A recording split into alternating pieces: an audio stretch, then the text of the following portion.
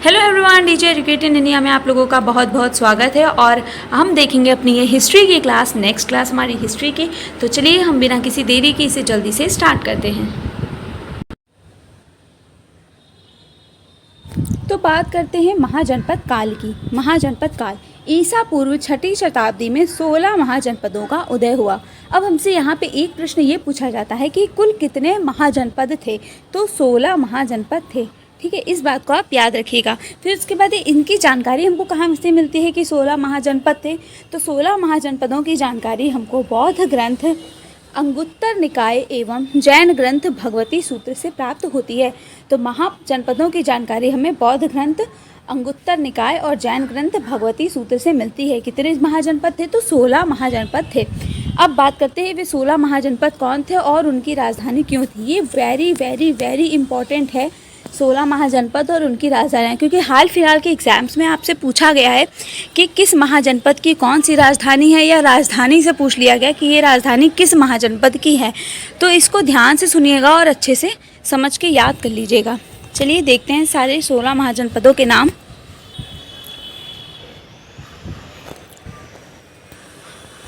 तो पहला हमारा है मगध महाजनपद। तो मगध की राजधानी है गिरिव्रज, या उसे राजगृह भी कहते थे। गिरिव्रज या राजगृह मगध की राजधानी। दूसरी अंग की राजधानी चंपा है। वत्स की कौशाम्बी, काशी की वाराणसी। अवंती 2 भागों में बटा था, एक था उत्तरी अवंती, दूसरा था दक्षिणी अवंती। तो उत्तरी अवंती की राजधानी उज्जैन और दक्षिणी अवंती की राजधानी माहिष्मती है।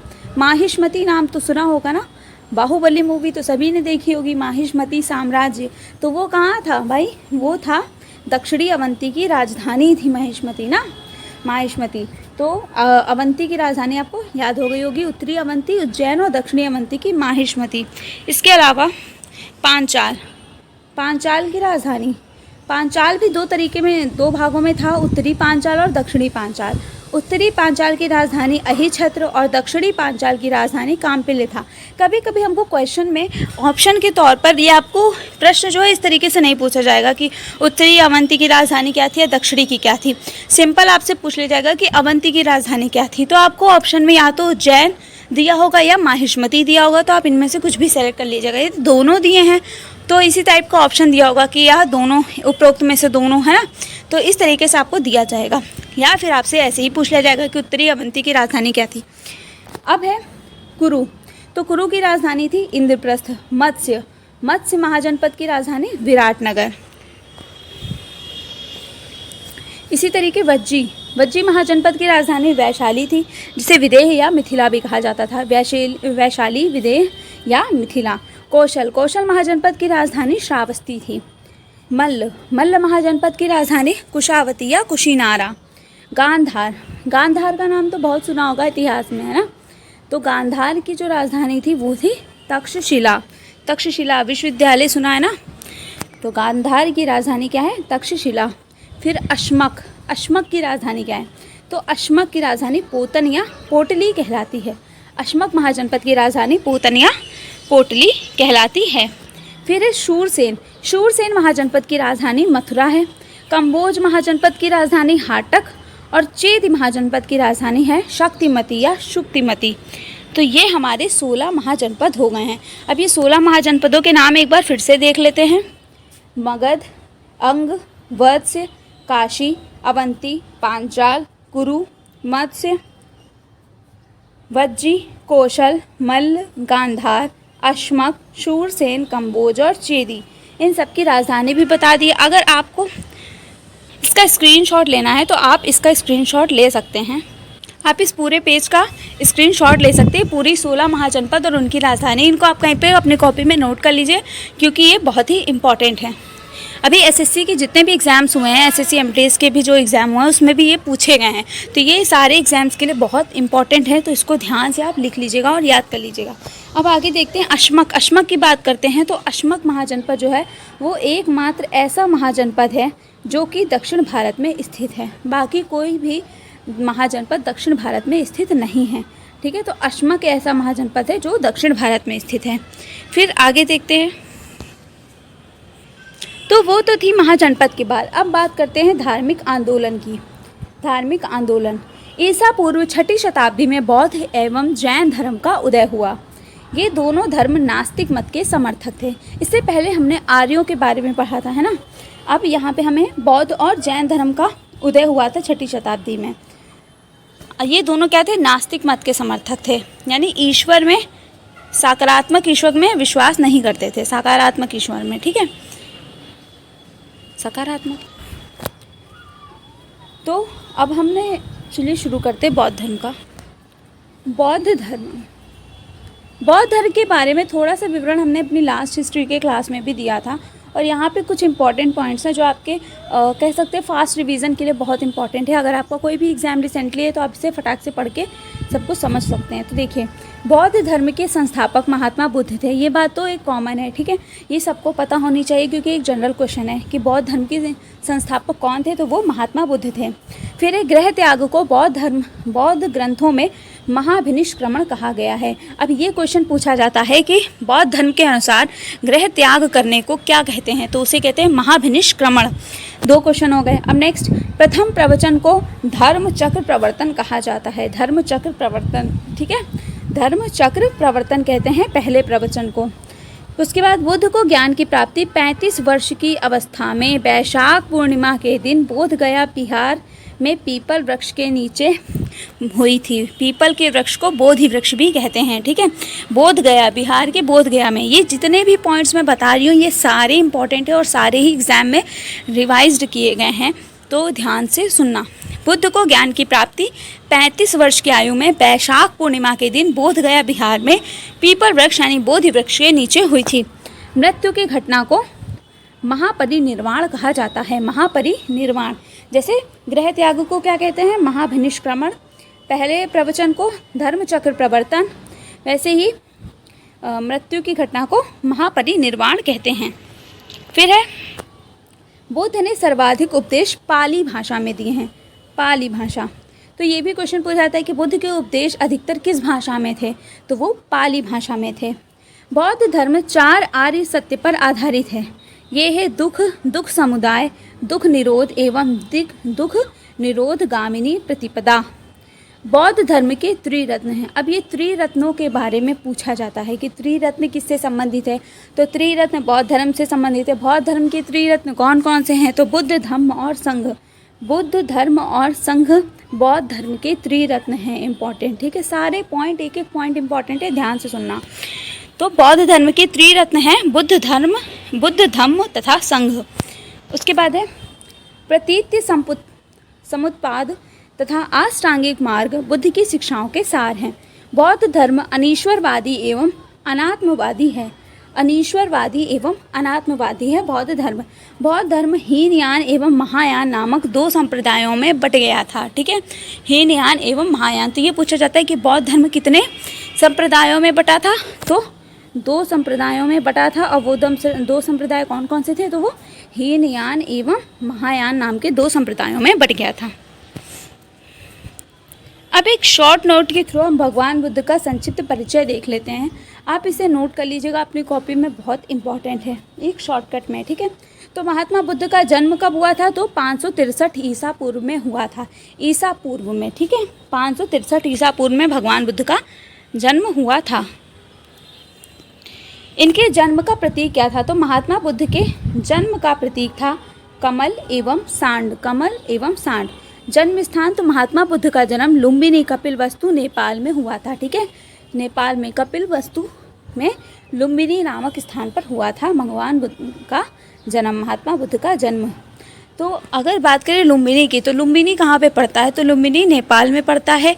नेपाल भारत का पड़ोसी देश है, और ये जो हमारे देश भारत का राज्य उत्तर प्रदेश है, उसमें जो गोरखपुर है आपका, तो गोरखपुर के बॉर्डर जो नेपाल से लगता है वहाँ पर लुम्बिनी पड़ता है, ठीक है। गोरखपुर से जो नेपाल का बॉर्डर है उधर नेपाल में आपका लुम्बिनी लगता है, ठीक है।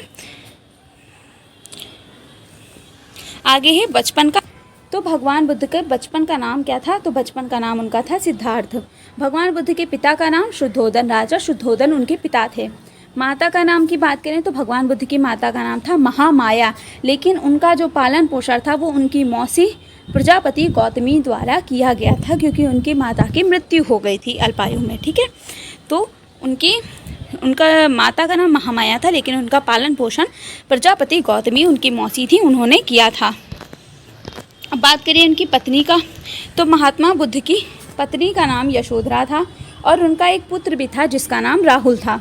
गृह त्याग का प्रतीक बुद्ध धर्म में किसको बताया गया है? तो बौद्ध धर्म में गृह त्याग का प्रतीक घोड़ा होता है। घोड़ा क्या होता है? गृह त्याग का प्रतीक होता है। प्रथम उपदेश, महात्मा बुद्ध ने प्रथम उपदेश सारनाथ में दिया था और उनकी मृत्यु कुशीनारा नामक स्थल पर हुई थी, कुशीनारा में हुई थी। तो ये पूरा महात्मा बुद्ध जी का एक संक्षिप्त विवरण है। आप इसका स्क्रीनशॉट ले सकते हैं, इसको कॉपी में नोट कर सकते हैं। बहुत ही कम समय में ये पूरा आपको बता दिया मैंने यहाँ पे। अब देखते हैं आगे। महात्मा बुद्ध के समय 16 महाजनपदों के साथ साथ 10 गणराज्यों का भी उल्लेख मिलता है। अब ये 10 गणराज्य कौन कौन से हैं? तो पहला है कपिल वस्तु के शाक्य गणराज्य। गौतम बुद्ध का जन्म इसी गणराज्य में हुआ था, कपिल वस्तु के शाक्य गणराज्य में।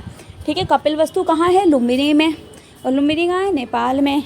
और वहाँ के शाक्य गणराज्य में गौतम बुद्ध का जन्म हुआ था। ये क्या है? गणराज्य, 10 गणराज्य थे। तो पहला हो गया कपिल वस्तु का शाक्य। दूसरा सुमसुमार पर्वत के भग्ग, यहाँ उदयन का पुत्र बोधि निवास करता था। फिर है अल्पकप के बुली बुद्ध के अवशेषों पर स्तूप बनवाया था इन्होंने।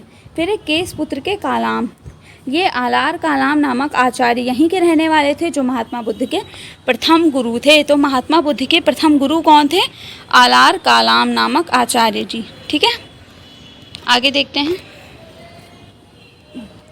रामग्राम के कोलिय, तो ये अपनी पुलिस शक्ति के लिए प्रसिद्ध थे। ये गणराज्य रामग्राम के कोलिय गणराज्य जो थे वो अपनी पुलिस शक्ति के लिए प्रसिद्ध थे। इसी के साथ कुशीनारा के मल्ल, महात्मा बुद्ध को कहाँ निर्माण की प्राप्ति हुई थी? कुशीनारा में। तो कुशीनारा का जो मल्ल है वो भी क्या है? एक गणराज्य था इन 10 गणराज्यों में। फिर है पावा के मल्ल, इसमें महावीर स्वामी को निर्माण की प्राप्ति हुई थी। फिर है पिप्पलीवन के मौर्य, ये चंद्रगुप्त मौर्य का जो है वो इसी परिवार में उत्पन्न हुआ था, पिप्पलीवन के मौर्य में। फिर वैशाली के लिच्छवी में, वैशाली का लिच्छवी जो है वो वज्र संघ के प्रमुख उसमें थे। बिंबिसार की पत्नी छलना यहाँ की रहने वाली थी। फिर मिथिला के विदेह, इसमें राजा जनक अपने दार्शनिक ज्ञान के लिए विख्यात थे। यह व्यापारिक नगर भी था। तो कुल 10 गणराज्य थे। हालांकि इन गणराज्यों के नाम तो बहुत ज़्यादा नहीं कभी पूछे नहीं गए हैं, वैसे कुछ खास नहीं है, लेकिन बता दिए हैं। बाकी आपको इतना याद रखना है कि गणराज्य कितने थे, तो पूरे 10 गणराज्य थे, 16 महाजनपद थे। और महाजनपद तो इम्पॉर्टेंट है, वो मैंने बता दिया है। अब नेक्स्ट देखते हैं। नेक्स्ट इम्पॉर्टेंट है बौद्ध संगीतियाँ या सम्मेलन, ये भी बहुत पूछा जाता है। ठीक है, तो बौद्ध संगीतियाँ कितनी हुई थी? टोटल 4 बौद्ध संगीतियाँ हुई थी, जिसमें से पहली बौद्ध संगीति जो हुई थी वो सप्तपर्णी गुफा जो कि राजगृह बिहार में स्थित है, उस सप्तपर्णी गुफा में पहली बौद्ध संगीति हुई थी, जिसका संरक्षक शासक जो था वो अजातशत्रु था। हर्यक वंश का अजातशत्रु प्रथम बौद्ध संगीति का संरक्षक था और प्रथम बौद्ध संगीति सप्तपर्णी गुफा में हुई थी। फिर द्वितीय बौद्ध संगीति की बात करें तो द्वितीय बौद्ध संगीति चुल्लबग, वैशाली बिहार, ठीक है, ये भी बिहार के वैशाली के में हुई थी, चुल्लबग नामक स्थल पर द्वितीय बौद्ध संगीति, और जिसको शिशुनाग वंश के कालाशोक ने संरक्षित किया था, शिशुनाग के कालाशोक ने। उसके बाद बात करें तृतीय बौद्ध संगीति की, तो तृतीय बौद्ध संगीति मगध की राजधानी पाटलिपुत्र में हुई थी। ठीक है, मगध की राजधानी पाटलिपुत्र में तृतीय बौद्ध संगीति हुई थी, जो कि मौर्य वंश के अशोक सम्राट द्वारा की गई थी। बात करें चौथी बौद्ध संगीति की, तो वो कश्मीर के कुंडल वन में हुई थी, जहाँ पे कुषाण वंश के कनिष्क द्वारा की गई थी। तो ये 4 बौद्ध संगीतियाँ हुई थी। पहली सप्तपर्णी गुफा अजातशत्रु द्वारा, द्वितीय चुल्लबग कालाशोक द्वारा, तृतीय पाटलिपुत्र अशोक द्वारा और चतुर्थ कुंडलवन कनिष्क के द्वारा। ये चारों बौद्ध संगीतियाँ बहुत अधिक महत्वपूर्ण हैं और एग्जाम में बार बार पूछी जाती हैं। फिर कुछ और इम्पॉर्टेंट पॉइंट देख लेते हैं। तो ये महात्मा बुद्ध ने सर्वाधिक उपदेश श्रावस्ती में दिए हैं। तो सर्वाधिक उपदेश कहाँ पर दिए हैं? श्रावस्ती में दिए हैं। जातक गौतम बुद्ध के पूर्व जीवन से संबंधित कहानियों का संग्रह है। तो ये भी प्रश्न पूछा जाता है कि गौतम बुद्ध के पूर्व जीवन से संबंधित कहानियाँ जो हैं वो कहाँ पर मिलती हैं, तो वो मिलती हैं जातक में। ठीक है। बौद्ध संघ के नियम सुत्त पिटक, विनय पिटक एवं अभिधम्म पिटक में उल्लिखित हैं। बौद्ध धर्म के जो संघ के नियम होते हैं वो आपको देखने को मिल जाएंगे सुत्त पिटक, विनय पिटक और अभिधम्म पिटक में। इन्हें त्रिपिटक भी कहा जाता है। ठीक है, त्रिपिटक। बात मुझे लगता है समझ में आ गई होगी आपको। तो ये इस तरीके से इम्पॉर्टेंट पॉइंट्स मैंने आपको बता दिए हैं, जितने भी इस हिस्ट्री की क्लास के लिए बौद्ध धर्म से संबंधित इम्पॉर्टेंट पॉइंट्स हैं। देखो मैं आलतू फालतू का नहीं पढ़ाना चाहती हूँ, क्योंकि जितना एग्ज़ाम के लिए इम्पॉर्टेंट है बस उतना ही हमें पढ़ना है, क्योंकि पढ़ने के लिए हमारे पास काफ़ी सारी चीज़ें हैं और टाइम लिमिटेड है। तो हमें क्या करना है कि हमें उस टाइम को यूटिलाइज़ करना अच्छे से, इसीलिए हम सिर्फ इम्पॉर्टेंट पॉइंट्स को देखेंगे। सो आई होप आपको ये क्लास अच्छी लगी होगी। अच्छी लगी हो तो वीडियो को लाइक कीजिएगा, अपने ज़्यादा से ज़्यादा दोस्तों के साथ वीडियो को शेयर कीजिएगा, और हमारे चैनल को जिसने भी सब्सक्राइब नहीं किया है तो प्लीज़ वो सब्सक्राइब कर लीजिएगा। और अगर आपको कोई भी डाउट है किसी भी चीज़ से रिलेटेड तो आप वो कमेंट में पूछ सकते हैं। मेरा कमेंट बॉक्स हमेशा ओपन रहता है, तो आप बेझिझक होकर पूछ सकते हैं। सो आई होप आपको वीडियो पसंद आई होगी। इसी के साथ मिलते हैं फिर नेक्स्ट वीडियो में। तब तक के लिए जय हिंद, जय भारत सभी को।